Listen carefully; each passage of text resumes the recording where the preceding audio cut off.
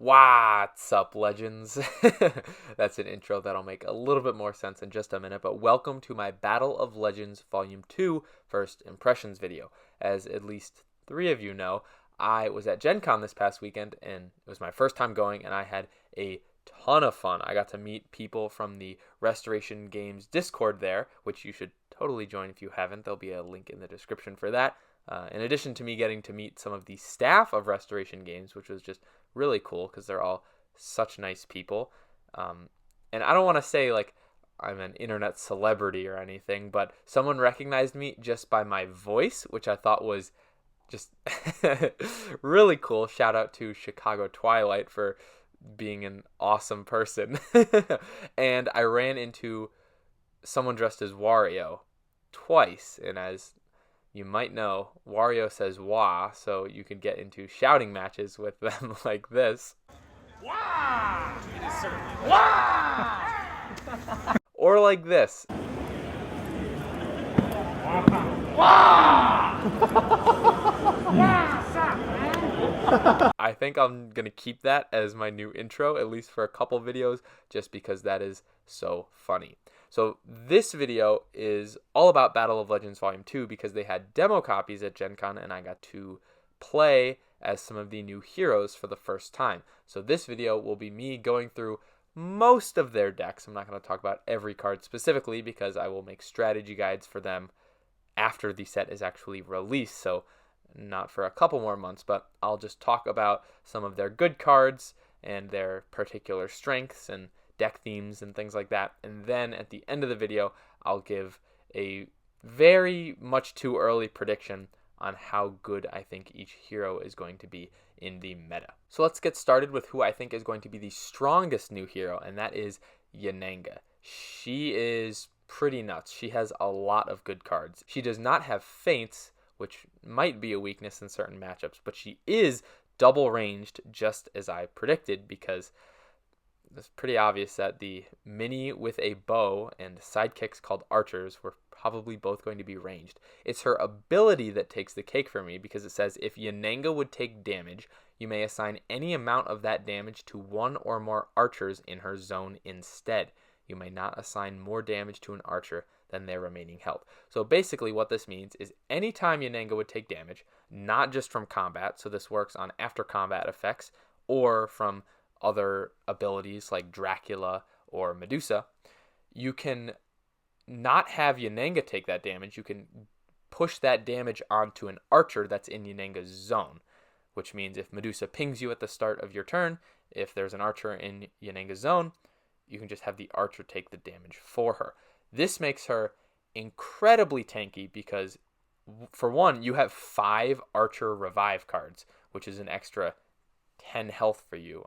And basically, archers can directly, you can add their health to Yennenga's as an artificial way of just looking at her total health, because they can take damage that she would normally take. So, in a sense, Yennenga's max health is huge if you add up all the health that you can deal to the archers instead. You start with 2, you can bring back 5, so that's potentially 14 extra health for you. And in conjunction with this card, One with the Land, if you heal each of your fighters 1 health, that's 3 health you're healing, and you can do that twice, which if you get the full value out of this card, that just adds an extra 6 HP onto your total, which is just a crazy amount of health for your enemy to have to deal with. One with the Land is really, really good because besides essentially healing for 3 if you get full use, which by itself would be a really powerful scheme, it also lets you do other things, which is just really, really crazy. I think this is such a strong card for her, and if you can make it so that both of your archers are at 1 health when you play this and you heal them back up, which is relatively easy to do unless your opponent is hyper aggressive about killing the archers first, it's just going to be a nightmare for your opponent to deal with. And speaking of her archer revive cards, she has Shield Formation and Surprise Volley. Surprise Volley is an attack, so you can control when you want to bring that archer back, And it does have a nice trade-off if you don't actually want to bring the archer back, because if you don't, you get an action, so you can do some pretty degenerate stuff with getting a butt ton of actions on your turn, as we'll see later. But generally, you're probably going to want to use this card for the archer revive, because shield formation gives your opponent the choice about whether or not to let you return an archer or not. And generally, I think shield formation is an insta discard for your opponent, which basically makes it a hiss and slither, but a 3 value instead of a 4. That's a really strong card for Medusa to have. But ideally, like, you actually would rather you get an archer back from this card than have your opponent discard a card, just because the archers are really, really good for you. So your opponent should deny you of that every time you play this card. So you're going to have to use Surprise Volley for archers instead of actions. But honestly, that's fine, because your archers are really, really good.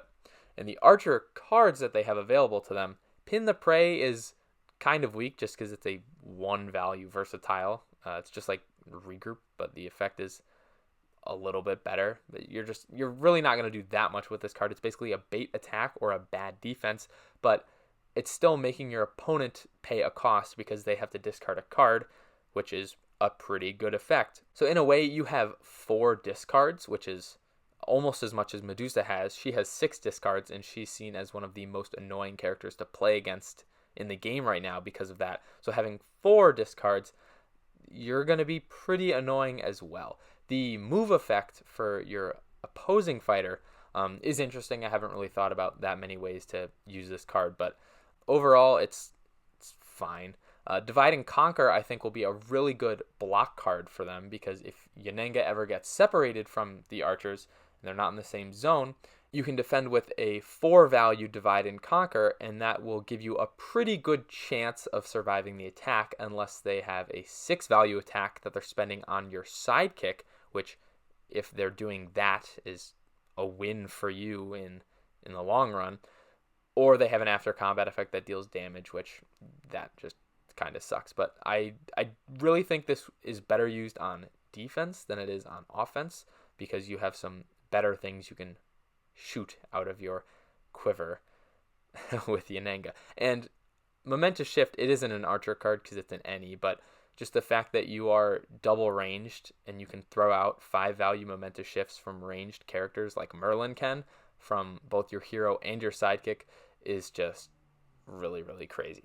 And some other strong cards that Yennenga has, she has Point Blank, which I think is really punishing as a block card against melee heroes, because they have to get close to you in order to hit you, and then when they do, they get dealt 2 damage after combat. And if they attack you with a 4 value attack, you each take 2 damage, and if you're dealing the same amount of damage to them on defense, that is a big win for you. Now, you could say this card isn't very good because it's only 2 value, so it's like not very impactful for value blocking, but remember, you can assign the damage you would take to archers in your zone, which means you might only end up taking 1 or none points of damage from this as a block card. So even though it's a low value, I think it'll be pretty good against melee heroes. Against ranged heroes, it might not see that much use because they probably won't get right next to you to attack you,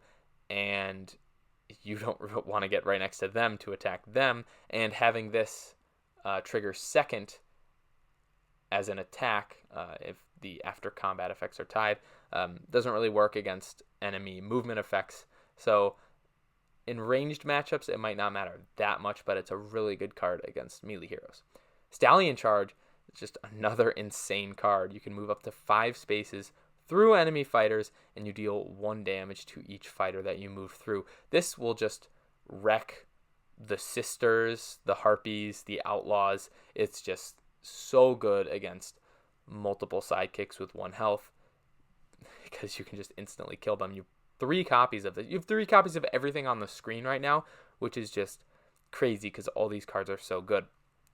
Stallion Charge also has synergy with Momentous Shift. You can attack with it and then attack with Shift afterwards, or you can defend with this, and if you're still in your opponent's range, you can defend with Shift as a 5 value defense. Just, there's a lot of crazy things you can do with this card, and it's really punishing against 1 health sidekicks. And Jaws of the Beast, I think, is one of the best block cards in the game because it says for each zone the opposing fighter is in, increase the value of this card by 1. So your opponent is always going to be in at least one zone. So this is going to be a 4 baseline, which is just a really good value for a block card to have. If your opponent is in 2 zones, it's a 5, and 3 zones, it's a 6. So this is, if Point Blank is a really good card against melee heroes, this is a really good card against ranged heroes because, like, Medusa will always want to sit on a tri-zone space so that she can potentially ping you with her ability from many zones on the board. So you can pretty much comfortably sit in that zone, assign the damage to an archer, and then defend with this because it'll be a 6 if she's in a tri-zone space, which will be pretty good against the second shot Gaze of Stone boost combo. This card is just really, really good. It's a baseline 4, which is just nuts on defense. It's really good. You can also attack with it, and depending on your opponent's positioning, you could deal a lot of damage to them in that case, but I think it's probably best used on defense because it's just really good for value blocking. And lastly, Yennenga has cards that let her efficiently use her actions or give her more actions, and with Master of the Hunt, it's the first card of its kind. It just gives you 2 actions, so you actually gain an action from using it. You can attack many, many times in the same turn, especially if you use Surprise Volley for actions. You could play both Master of the Hunts for 4 actions, attack with a bunch of Surprise Volleys for free 3 value attacks, and then maybe hit them with a big Jaws of the Beast or Momentous Shift, or throw out some Rain of Arrows for double attacks, and you can just wear your opponent down with that. Rain of Arrows is Yennenga's bonus attack card, and I'm afraid of what I'm going to have to do now, but it's time for me to go on a short-ish, don't actually know how short it's going to be, a short tangent rant about bonus attacks because I think they are going to be an issue. So sit back, grab your popcorn, and make sure you're hydrated because it's time for a patented baked goods rant.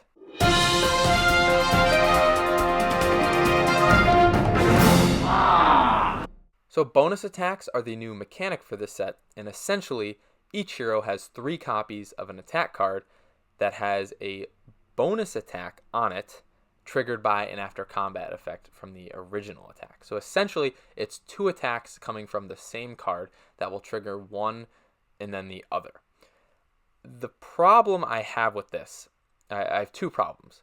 The first is that they are very efficient, almost too efficient, and the second is that they are difficult to play around. They are efficient because if your opponent blocks both attacks, they spent 2 cards blocking 1 card of yours, and you have 3 copies of this. So if you attack with this 3 times and your opponent spends 2 cards each time, you've spent 3 cards and they've spent 6 cards, which is just a pretty huge difference. Now, Sun Wukong, I think, is a big offender here because he has so many 2-for-1 cards that I think it's the biggest problem in his deck, but we'll see that in a little bit.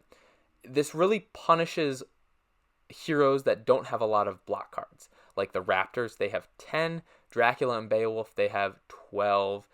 InGen really only has 8 good block cards for Muldoon.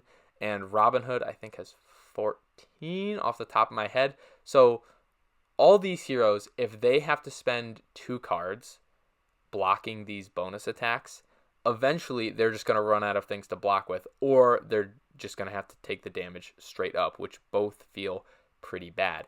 And all of those heroes, except Beowulf, have relatively low health totals, so it's the problem is compounded for them because they're either going to spend all their block cards early and take a bunch of damage later when they don't have anything to block with, or they just take damage to the face now, which hurts them because they don't have a lot of health. Now, Dracula has healing, and both Robin Hood and InGen have expendable sidekicks that they can take hits with, but enemy heroes probably aren't going to spend bonus attacks killing outlaws just because there's so many of them. It's much better if they spend it on your hero because that's how they win the game. And the second point is they're difficult to play around. And that's because at least the Jingo Bang and Bloody Requiem and kind of Test for Weakness all punish you for blocking the first attack. Jingo Bang doesn't do anything on the first attack, but if you block it, there's a 4 value attack after that, which is a really decent value to be attacking with. Bloody Requiem, if you block it, the second attack has a value equal to the printed value of the block card you played for the first one, which punishes you for playing a good block card against Bloody Mary. And especially third action, she has a 7 value attack she can throw out. So if you don't have any feints, you might throw out like a skirmish or something, and then you're also getting attacked with a 4 second action, which feels very bad. And Test for Weakness has the weakest part of the attack up front with a 1 value attack, and then has a 3 second attack. So they kind of punish you for blocking the first part of the attack, which is kind of hard because all of these heroes have pretty big attacks they can throw out. Sun Wukong has a 7 value attack in Ox form, and it basically comes down to the mind game of, do I want to block this because I think it's a 0 value attack, or do I want to block this because I think it's a 7 value attack? There's a huge difference in that, and you can get so punished if you play your best block card on the Jingo Bang and you don't block the Ox form. You could just lose the game if you take 7 damage right to the face. Bloody Mary, I think, is probably the easiest one to play around because she has a lot of things you want to feint on the third action. So if she's playing this on third action, it's probably not the best, but it's still a decent attack that gives her value no matter what if you actually block the Bloody Requiem part. And Test for Weakness, once Pat dies, this is not a 1-3, it's a 3-5, which hurts even more if you think he's playing a 6 value Brother in Arms, so you block with a 4, and then he actually just plays Test for Weakness. You don't take any damage from the first part, but then you have to block a 5, and you maybe just spent like the only skirmish in your hand blocking the first part of the card. It's just, it hurts. I think Yennenga's is the most balanced because it's just 2 3s. 3 damage. If you take it to the face, it's not the end of the world, but it still hurts a lot. 3 is in this kind of fuzzy zone in between 2 and 4, where you're okay taking 2 damage, but 4 damage is way too much, and sometimes 3 can go either way, but generally, like, it's not the end of the world. But I just think these cards can really punish some of the older heroes that have defensive weaknesses, and just the efficiency they can get by getting 2 cards out of your opponent's hand for 1 card from you is potentially really bad for some heroes. I think it isn't the end of the world because, like I said, they can be canceled by feints and you can still perfectly predict what your opponent is going to do.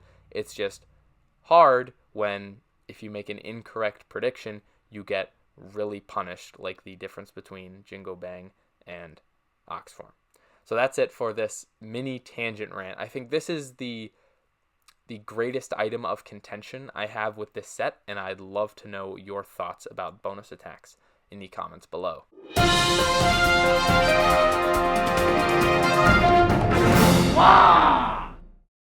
The next hero I want to talk about is Achilles. Now, Achilles looked the most sus, I'll say, from the preview press conference because we didn't know what his ability did, and the 2 cards we saw, Achilles Heel and the Pat one that deals 2 damage to each fighter, I can't remember what it's called, but those cards looked very questionable. So it really all came down to Achilles' ability and basically if he wanted to keep Pat alive or not.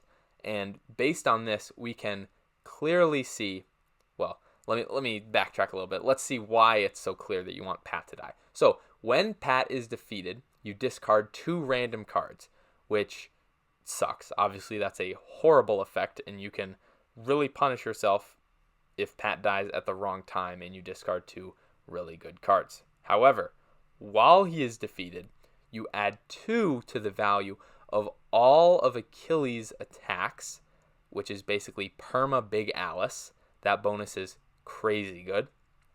And if you win combat, you draw a card. Now, this isn't specifically an attack combat. If you win combat while blocking, you also get a card. So let's go through this whole ability again. Pat is a 6 health sidekick that has cards that kill him. So it's very easy to defeat him.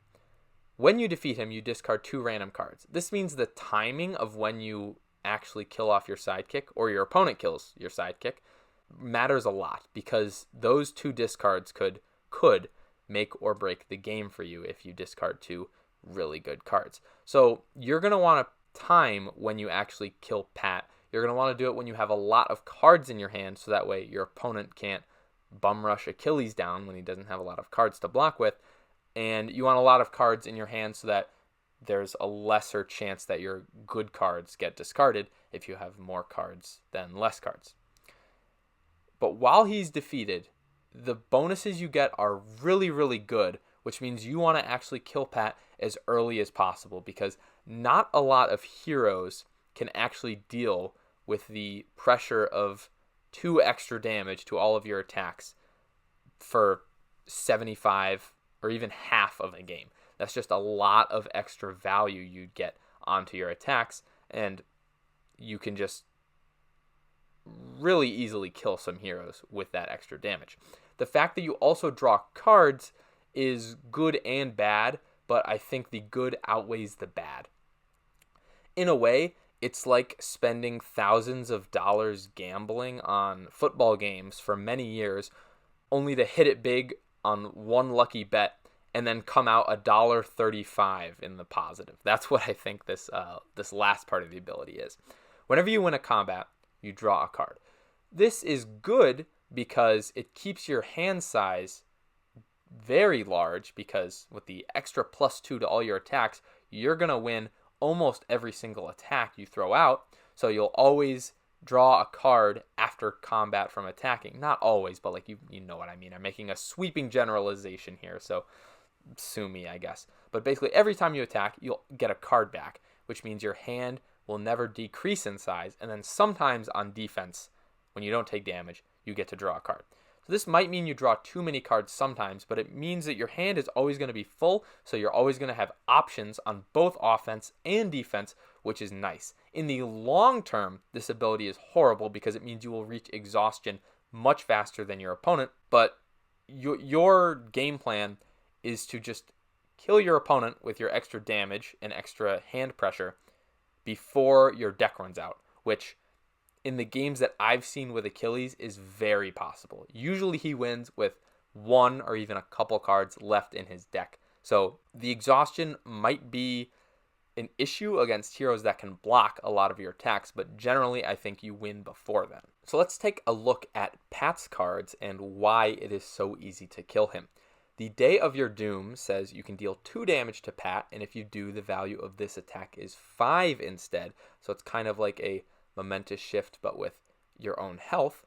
Battle Frenzy says you deal 2 damage to both fighters in the combat after combat. And under Achilles' helm is a block card for Achilles that basically swaps him and Pat, so that Pat now is the new defender of your opponent's attacks.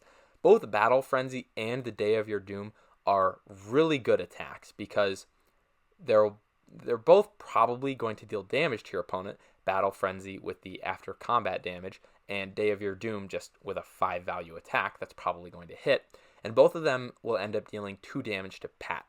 So in a way, you have to play probably 3 of these cards in order to kill Pat. So depending on the luck of the draw, you might get kind of unlucky if they're all at the bottom of your deck. But basically, early game, you want to attack non-stop with Pat. You can just be super aggressive because you want him to die. So if your opponent attacks him back, that's usually pretty good for you. I don't even know if you would defend most of your enemy's attacks if they actually decide to kill Pat.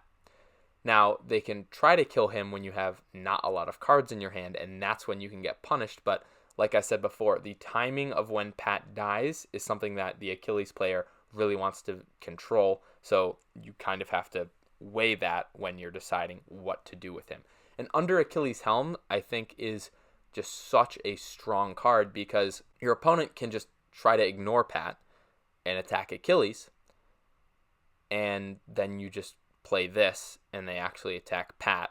And if they played a good attack, this might get rid of 2 or 3 of Pat's health points and just make it much easier for the Achilles player to actually kill Pat. Maybe just defending with this just kills Pat straight up. That's just really, really good for you. And you have 3 copies of this, which is really nice because it gives you a larger chance to draw it early in the game. It's basically a useless card after Pat dies because it's a 2-value block card with no text, and you'd rather block with literally anything else in your deck. But it's nice that it has a boost value of 4 because that means when it is useless later in the game, you can use it to boost as you are a melee character with low mobility. So the extra 4 spaces you could move is really, really nice. Now, there is a secret that I will share with you from a really good Achilles player. His name is Freak. Freak! No, but at Gen Con over the weekend, he played Achilles a lot, and he got really good with him. And I think he won 2 of the tournaments with Achilles. And he said that you actually want to use as little of the Pat cards as possible early in the game. You'd rather attack your opponent a bunch with a bunch of Ennies. Because that way, when Pat actually dies, all the Pat cards sitting in your hand that you didn't use get discarded instead of the good cards that you need Achilles to have later in the game.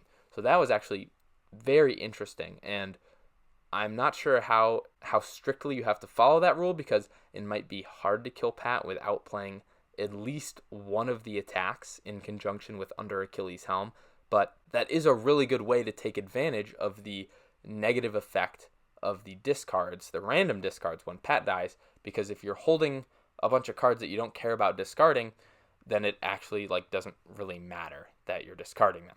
So the Pat cards are going to be useless after Pat dies anyway, so you may as well just try to keep them in your hand so that they get discarded instead of good cards, which is something that I found very interesting. And Freak, I'm sorry if you didn't want me to share that, but I just found that very helpful.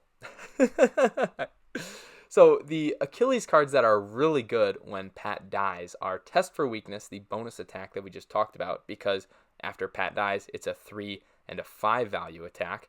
It's just really good. And Brothers in Arms, which is essentially a 6 value attack with no text, so it's like a big log from Bigfoot's deck. Although, I do like this card because it has a dual usage. You can either use it as a powerful Jeet card.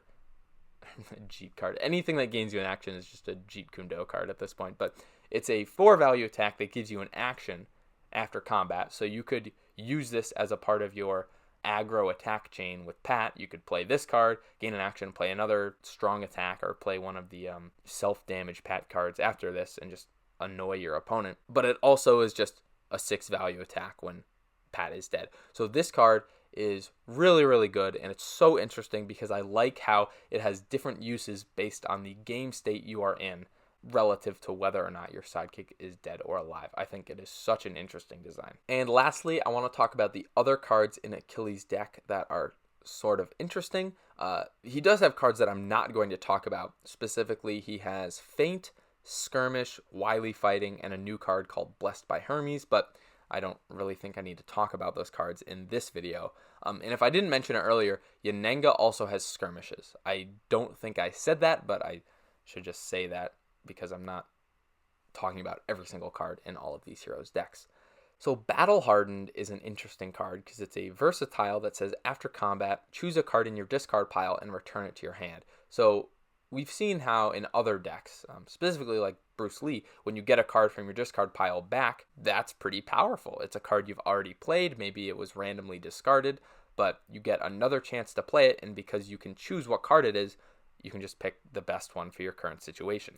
Now, people are saying there is an infinite because you can just play Battle Hardened, and then play the other copy, then pick up the first copy of it, play that copy, and you just constantly recycle between the 2 copies of Battle Hardened. But honestly, I don't even think that's really a good strategy because as Achilles, once Pat is dead, it's a race against the clock. You have to kill your opponent before your deck runs out. And if you are just attacking your enemy with a 4 value battle hardened and just recycling it, sure, that is infinite value and you can run your opponent out of block cards, but you're just getting closer to the end of the game and you're not actually doing that much to kill your opponent because you have other cards like the cards we just talked about, Test for Weakness and Brothers in Arms, that are much better at dealing damage and actually killing your opponent to end the game than a 4 value attack of Battle Hardened is.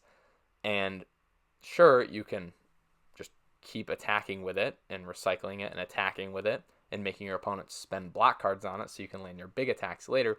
But I think it's stalling your firepower, if you will. And I think it might be good, but like not as endlessly. It's not good if you're literally doing it as an infinite, but I think for 3 or 4 attacks, it might be fine. And again, I have very limited experience with this, but I just think that the battle-hardened infinite strategy is a little overrated. Now, Achilles' heel. This was one of the cards that was revealed earlier, and it made a lot of people question how good this deck actually was going to be. This card is actually very decent. Pause the video right now and guess how many times I saw the after combat effect trigger for the enemy player to gain an action. Pause and just think about the number of times. This might surprise you, but I actually saw this effect trigger 0 times over the weekend.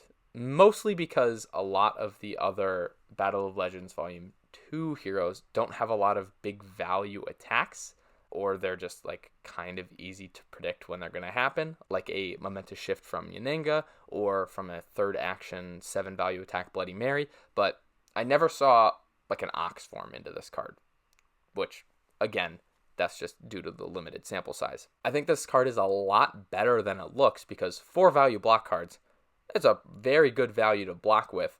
And depending on the actual matchup you're in, that might be a pretty hard value for your opponent to actually overcome. So this card looked really bad a couple months ago when we didn't have the full context of the deck and the other cards in the set. I don't know if it's a decent card per se, but it is just below that if it's not decent. I think this card is actually a net positive despite looking like the complete opposite. And lastly, we have Spear Throw, which is very similar to Momentary Glance from Medusa's deck. It's just 2 damage to anyone in Achilles' zone. It's a scheme. Nice. Free damage. I do not think you should play this card before Pat dies. I think you should keep it in your hand, and if it gets discarded, that's fine, because you'd rather have cards like Test for Weakness and Brother in Arms, or even Battle Hardened, or some of your other strong block cards in your hand than this card. I think this card is best used after Pat dies as a action pass or as a kind of ranged attack almost on your opponent, and you might get a win condition from it because you can recycle it twice with both copies of Battle Hardened, which is a potential total of 8 damage, which is just a really nice potential win condition for you to go for after you've dealt enough damage with your actual big attacks boosted by your ability, and then you just kill your opponent with schemes, and nice. So overall, Achilles, very, very strong, I think. The extra +2 bonus to all your attacks, along with the card draw after your sidekick dies, is very nice, and it's very easy to kill your sidekick, and he has some very good cards in his deck. So I think he's going to be very strong. I don't think he's better than Yennenga, but that's something that we'll talk about in a little bit. The next hero I want to talk about is the Monkey King Sun Wukong, or as I like to call him, Tank Wukong, because he is extremely tanky. His ability was revealed as, at the start of your turn, you may take 1 damage to summon a clone in any empty space adjacent to Sun Wukong. Do not start with any clones on the board. So this is a really interesting subversion of how we thought sidekicks work, because you can spawn an infinite number of them by just taking a damage. You don't have cards that revive them or anything like that, with the exception of Sly Monkey. And you don't actually start with any of them on the board, so you have to make them or generate them with Sly Monkey in order to actually have them. And I say you can generate them infinitely, but you can't have more than 3 at a time. I'm just saying there is no limit to the amount of clones you can make unconcurrently during a game, except for your health. That is a limitation since it causes a damage to you in order for you to spawn them. And remember, all the cards in this deck are any's, which means the clones can use them as well as Sun Wukong, which can lead to some pretty... I know Zero Skater liked to describe it as degenerate gameplay, because you could just spawn a bunch of clones and then actually hide your hero, because there's no point in taking an attack on your hero when you can just take it on a clone and block with the same card. It's better for the clone to potentially take damage than your hero. And speaking of which, it's actually very easy to keep your clones alive, because just like the Jackalope and Bigfoot's deck, your hero and your sidekick have access to all the same block cards, which means you can use the best ones on your sidekick and they'll still probably survive. Sly Monkey is a decent card, I'd say, because it does give you a free clone, but it also moves Sun Wukong, which in pins can be really, really good, because Sun Wukong's weaknesses are lack of card draw, and if he gets pinned, he can't make any more clones, and that's really, really bad for him. So any cards he can block with that have movement effects on them are very good in that regard. And even though it's a 2-value card and you'll take damage from the attack, probably, it's still really good, because the value you get from making a clone while also moving Sun Wukong can potentially help you avoid action chains that you can't cancel because you don't have any feints. So this is a very good card. 4 copies. I don't even know if you need all 4 copies, but it's still nice to have. So one of the reasons why I call him Tank Wukong is because he has just some filthy block cards. Bewilderment and Golden Chainmail both prevent you from taking any damage from the combat, because Bewilderment just stops it, and Golden Chainmail actually reflects any excess damage that you would take onto your opponent, which is just a really nasty block card. And Bewilderment also moves you after combat, which, just like I mentioned before, Sun Wukong's weakness is getting pinned. Bewilderment is also a very good card. That's actually, we saw that in Merlin's deck, which is kind of funny now that it's like a common card essentially. Although we're seeing that too, because Wily Fighting is also in this deck as along with Achilles' deck. So I like that they're re-implementing old cards into new decks, but not like the standard regroup, feint, momentous shift, skirmish package. They're being a little bit more creative with it. And Tortoise Swarm is also a really good block card. It's a 5-value block card, which didn't exist outside of Willow and Deadpool's decks, just a straight printed value 5. But it does have a slight downside, because your opponent can boost their attack, which might be good for them, but they're still having to spend 2 cards in order to hit over your 5-value block card. It's probably the worst block card out of the 3 on the screen, but it's still very good, which just shows you the overall power level of the cards in this deck. So the Tortoise Form 2-for-1 is kind of a segue into my next topic about this deck, and that is Sun Wukong's card efficiency. All these cards on the screen, there's 10 total cards between the 4 actually like different cards. Let me rephrase that. There are 10 copies of these 4 cards total in the deck, and they all basically have a way for you to outvalue your opponent. Basically, all these cards present 2-for-1 opportunities for you. Jingo Bang requires your opponent to either not block, or they'll block twice. Ox Form lets them boost their block card so that maybe they don't take as much damage. Taunting Laughter requires your opponent to discard a card in order to not just take 3 damage. And Tortoise Form requires your opponent to boost their attack in order to actually damage you. So the problem I have with these cards is that, like I said, there's 10 copies, which means if your opponent 2-for-1s every single one of these cards, they just spent 20 cards to deal with 10 of yours, which means now you have 20 cards to deal with the other 10 cards that they have. And that should just win you the game. So this means that your opponent can't 2-for-1 all of these cards, because they won't be able to keep up with you if they do. Which means they're either going to take a bunch of damage from the 3 attacks, or they just won't be able to damage you with Tortoise Form. And That can be very frustrating to play against because some decks, particularly weaker, older decks without advanced mechanics as we're seeing here, just don't have the means to actually kill you. And because you can spend all of these cards from your clones that you can infinitely respawn, a lot of people are going to have a hard time actually killing your clones because you have a bunch of good block cards from them.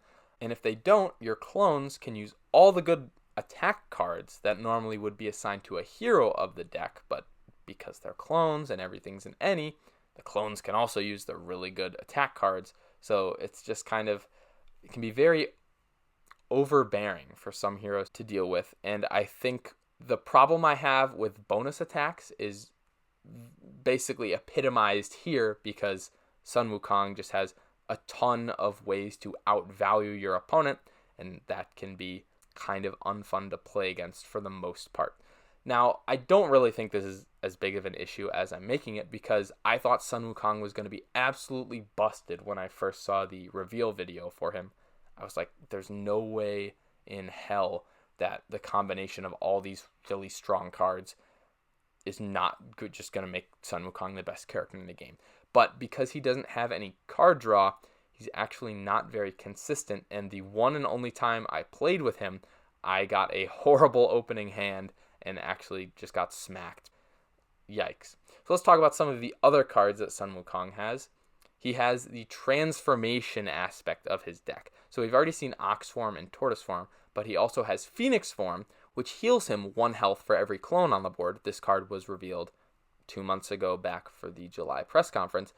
And he also has a card called 72 Transformations, which lets him basically take one of these form cards out of his discard pile and add it to his hand. So even though Sun Wukong only has 2 copies of Ox and Tortoise and 1 copy of Phoenix, he can recycle each of them an extra 3 times potentially, which just gives him so much value and lets him pressure his opponent even more.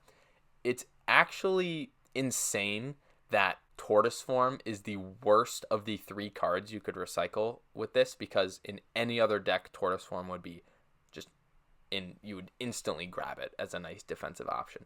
But Ox form, playing a 7 value attack 5 times, just like the low defense count decks that I mentioned earlier, just like won't be able to match that. You'll just kill them with the amount of damage you can throw out, and it makes the mind games even stronger for taunting laughter and the Jingo Bang.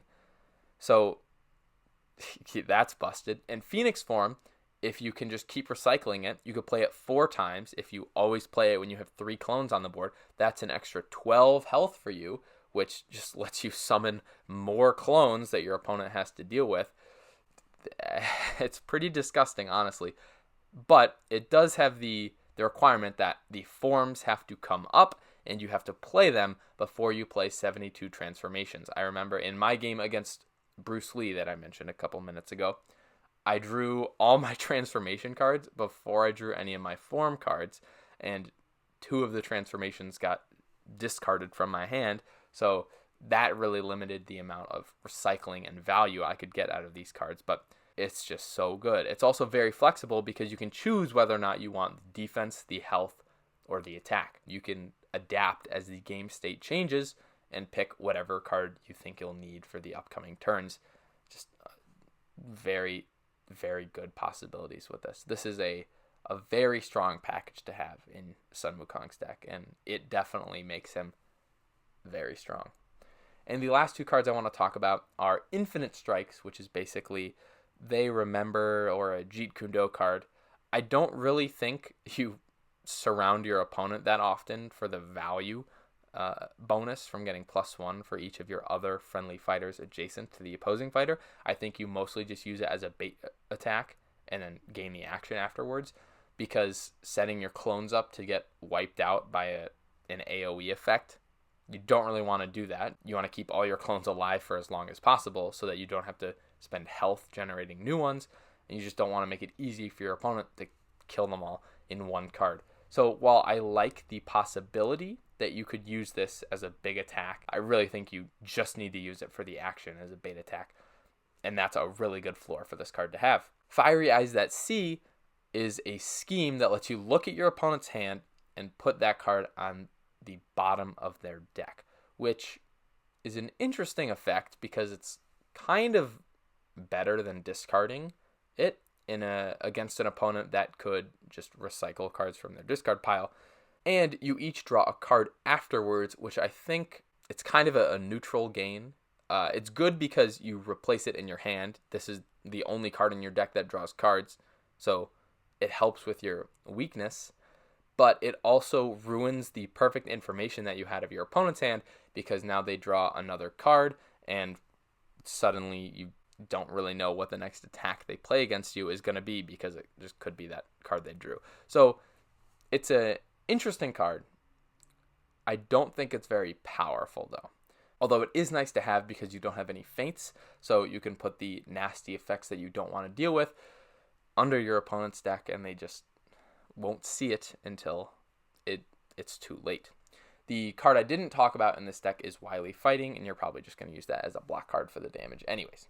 And the last hero of this set is Bloody Mary, probably the one I was anticipating the most because her cards looked very interesting, and I was very curious about what her ability was, and it was actually pretty obvious. If you start your turn with exactly 3 cards in your hand, you gain another action. So she has a bunch of cards that revolve around playing them on the 3rd action to just get a crazy amount of value from them.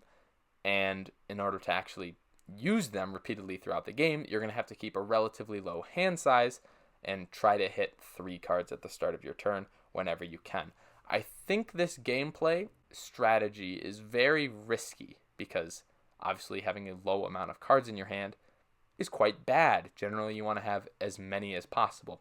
So I think people are saying that Bloody Mary is probably the weakest hero of this set, and that is true for the time being. I think there is a way to optimize her.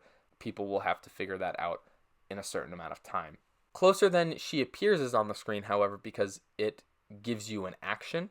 So this is a way to artificially gain a 3rd action without having 3 cards in your hand at the start of your turn, which makes it very powerful because it just lets you unexpectedly be able to trigger some of the cards that we're about to talk about. The movement effect and the card draw is also nice, but honestly, if she just had like 4 copies of this card and it just said gain an action, that would probably be pretty good as well. So these are the Bloody Mary attacks that revolve around being played on the 3rd action. We have Ghostly Touch, which lets you boost the card during combat, but if it's played as your 3rd action, you recover 3 health. Now, she has some 3 value boost cards in her deck, but I think you don't really get a lot of value just out of boosting to a 4 as your 3rd action. I really think the effect of this card from the heal is a lot better than the boost, but you could also boost this to get your hand size down if you aren't playing this on your 3rd action. I think it's just a little underwhelming because of the low printed value. Just like Out of the Mirror, that card would be a lot better at a 2, but I understand why these cards are 1s, because if they were 2s, they'd probably be a lot better because they'd be second shot or ambush respectively with additional effects, which would be very, very crazy. So it's understandable why they are only 1s. The after combat effect of healing is very good for you. That is why you want to play this card, because with only 16 health, that's still a little bit beefier than the average solo hero. But if you're playing the game trying to get your ability as often as possible, you're only going to have 3 cards in your hand, which means, or around 3 cards in your hand, I should say, because you won't always have 3. You might have more, slightly more. You might have 4 or 5. You might even have less. So defense is going to be a problem for you because your hand size is going to be very limited, which you just might not have block cards or good block cards in your hand at all times when you get attacked. So the 3 health you get, all from this 1 card, is very good, and you really want this effect to go through twice for the extra 6 health. You don't want this to get fainted, and because of the really good effects of Out of the Mirror and Speak 3 times, you're going to want to play some bait attacks on your 3rd action early in the game so that this doesn't get fainted and the other ones do. Out of the Mirror was already revealed. It's basically an ambush where after combat, if it's your third action, you draw a card, which I think initially I saw as a very underwhelming effect because I just preferred to play this second action when I knew I would have 3 so that my opponent wouldn't play a feint and I would get the discard effect off and maybe get rid of their feint that they were saving for their third action, or just another card, because ambush, you don't really care about the value, you care about the effect. But I do now see the value about playing this on your third action, because replacing the card you're spending for the attack in your hand is good when you're playing at a low hand size, because that means you can't immediately get punished if you only have 1 or 2 cards left in your hand after your turn. So I think it's good if you are able to play this on your third action. I just think it's probably the weakest effect you could get from these 3 cards, but you definitely want the ambush effect to go through. It's just the draw card isn't as crucial, so I could see this card being played not on the third action. Speak 3 times, however, probably the best attack, because if it is your third action this turn, the value of this card is 7 instead. We've seen in Sun Wukong's deck, 7 value attacks are pretty good, and you can't even boost the block you play against this card as your opponent's perspective, of course. So your goal as Mary, I think, is to bait out your opponent's feints early in the game so that later you can get a bunch of value out of these third action cards that are all pretty bad against feint. And optimizing her so that you trigger your third action as many times as possible without dying because you don't have a lot of cards is the very delicate balance of Bloody Mary, and I think that's why she's going to be so interesting and fun to play and figure out. The other strong attacks she has in her decks are Bloody Requiem, the double attack that we talked about earlier, and I actually think it's probably the weakest double attack, but you can come to your own conclusions about that as always. But she also has Broken Glass, which was already revealed, and I think this is one of the best attacks in the game because a lot of block cards are 3s or even 4s, and there's not a lot of blocks that are 5 except for Tortoise Form, Meditation, and whatever that Deadpool card is, I think Passwords. And if your opponent is blocking with a 1, like a regroup or something, you just make this a 4 and deal 3 damage. And otherwise, you match the value of your opponent's card, they take 2 damage, and you get to draw a card, which is just a really nasty effect. I think you could play this on defense. It is a versatile, but the risk of it not triggering, I think, is a little bit higher considering that a lot of decks have 5 or 6 value attacks, or even 7 as we're seeing now. So I think it's guaranteed to get the effect on offense, but I think it's a good thing to have in your back pocket if you need a block card on an upcoming turn. Bloody Mary also has some discard effects in her deck. She has Out of the Mirror, of course, which we just talked about. It's a random discard, which is very good. Stolen Memories is it's kind of unique in a way because we haven't really seen a discard effect like it before. You get to look at your opponent's hand, always a nice thing to have. You get to choose a card. Your opponent may discard it. If they don't, their hero takes damage equal to its boost value. So this is a very interesting card because you can use it in a multitude of ways. For one, you can use this as the first or second action on your turn of a 3-action turn to look at your opponent's hand and see what block cards they have available for that turn, because if they don't have a feint, you know that your third action attack, that effect will go through. Very good. You can also pick one of their best block cards with a high boost value and make them discard it, otherwise they'll take a bunch of damage. The interaction between keeping a card and taking damage or discarding it, I think, is very interesting, and depending on the deck your opponent is playing, that might be a very difficult decision for them. Dracula taking 4 damage to hang on to that beast form, that's going to hurt him a lot. So I think this is a very, I don't want to say powerful, because like your opponent can just take the damage and sometimes that's just like not very good for you.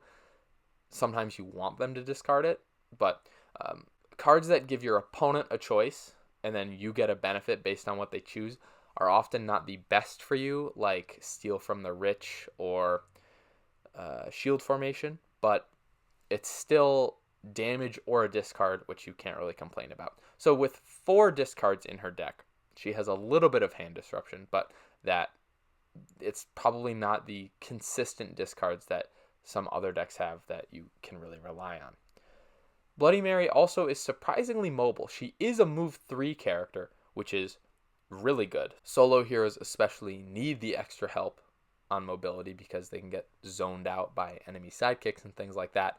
And, I really wish Jekyll and Hyde was a move 3 character. But Bloody Mary being move 3 really helps because that means on 3 action turns, she can double maneuver the first 2 actions and move 6 spaces, potentially more with a boost, and then still be able to reach you and attack you on the 3rd attack. So Infinity Mirror and Trick of the Light, I think, are both really good blocks against ranged heroes because they essentially let you move Bloody Mary up to the enemy fighter, and if you start your turn right next to them, depending on how many cards you have, that could be pretty dangerous for them. Infinity Mirror is also really good at a 4-value block card. Jump Scare, on the other hand, isn't itself a mobility card, but it synergizes with mobility cards because it says if Bloody Mary shares no zones with the space she started in this turn, this card's value is a 6, which means if you block with Trick of the Light or Infinity Mirror and you move out of your zone and you get attacked again, this could be a 6, which is a really strong value to block with. Or you could use this as a bait attack or just a strong attack by moving towards your opponent on your turn and then attacking them with this as a 6-value momentous shift, if you will. I think this card is just like Broken Mirror in the sense that it's a really strong attack, but you might have to use it as a block in your deck because if you don't have a lot of cards in your hand, you might have to use a versatile suboptimally versus just taking the attack undefended. I like that you have options with how to use these cards because that just makes the gameplay a little bit more interesting. And speaking of blocks, the decent block cards that Bloody Mary has, she's not really a defense-oriented hero. She has Evade, which is nice because your opponent wants to attack you when you have 3 cards in your hand. But if you block with Evade, you draw a card and you'd still be at 3 cards. And blocking 3 damage, that's pretty fine. And Mirror Image is interesting because the value of it is equal to the printed value of your opponent's card. So it's good at just blocking big value attacks from your opponent, like Larger Than Life, or just like the 4 values that are pretty common in this game. But it's absolutely horrible against effect-based attacks, like Sinbad's Voyages. So based on who you're playing against, this card could be absolute dog poop or just really, really good. It could be a 6-value block card, which is just insane. And Evade is a very consistent and very decent card for Bloody Mary to have. She also has Feint, which I'm not going to talk about. So now we're going to move on to the projected power levels of all these heroes and where I think they will fall. And to do this, I will bring back the tier list I made, 2 months ago, 1 month ago. I don't even remember at this point. But I'm just going to put these heroes where I think they might fit into the meta. And, of course, I'm probably very wrong because I have very little experience with them. And we'll see how this turns out when the set is actually released. So Yennenga, I think, is really, really good. I think she's big 3 level. She's super powerful and definitely will be a top player in the competitive scene soon. Achilles, I think, is right behind her. I'm not sure if he's going to be big 3, but with the damage potential and just constant card advantage he'll have, he's going to be really good. So he could even be big 3, but I thought it might be a little insane to put 2 members from the new set in the big 3. So I only put Yennenga just because I think she's a little bit better than him. Although it's interesting because I think Achilles actually wins the matchup versus Yennenga, but I think Yennenga is better overall versus the rest of the cast. I'm not sure. We'll see how this plays out in the coming months. And Sun Wukong, I think he's not as busted as I initially thought he would be when we only saw his cards, because playing him, you actually have some tough decisions to make, and he has some clear weaknesses. But I think he's going to get better over time. So for right now, I think I'm going to put him at high tier, but I could see him in the good, not great category, although he would be at the top of that category if he was. But I think for sure high tier is where these 3 characters belong. Bloody Mary, on the other hand, is a little bit weaker because her play style revolves around her only having 3 cards in her hand if she's going to be used effectively, and this is kind of a suboptimal way to play based on just card game mechanics, and you generally just want to have a bigger hand because that just gives you more options and you're more flexible, and it's better than having a low hand size, and Bloody Mary requires you to have a low hand size, which it might be good for her, but it's going to take some adjusting for people that are used to the normal or best way to play the game, I should say. But I think she will rise in the meta once people figure her out. But for now, I'm going to say she's questionable, although I could even see her as low as the vast expertise required section because she does strike me a little bit similar to Jekyll and Arthur, but I think just on a raw power level, she's probably closer to the other heroes in the questionable tier. Although I could see her rising to the good, not great tier, I don't think she could rise much higher than that. So her position is a little up in the air, but generally I think Yennenga is at the top, Achilles is close behind, Sun Wukong will be elite and will probably get a little bit better once people figure him out, and Bloody Mary is just a little bit mediocre. So that is my first impression of the Battle of Legends Volume 2 set. I'd love to know what you think in the comments down below because I probably am wrong about a lot of these things. I have very little actual play experience with these characters, and I'd love to be wrong. I'd love to not have 2 new Big 3 members come from this set and dominate the meta, but I am glad that we're getting new content since it's literally been since January the last time we got new characters, and it was just super fun to try out the new set at Gen Con because trying out new characters is always nice. So thank you so much for watching. If you have any questions, concerns, cookies, leave them in the comments. And as always, like, subscribe, and wah! Wah!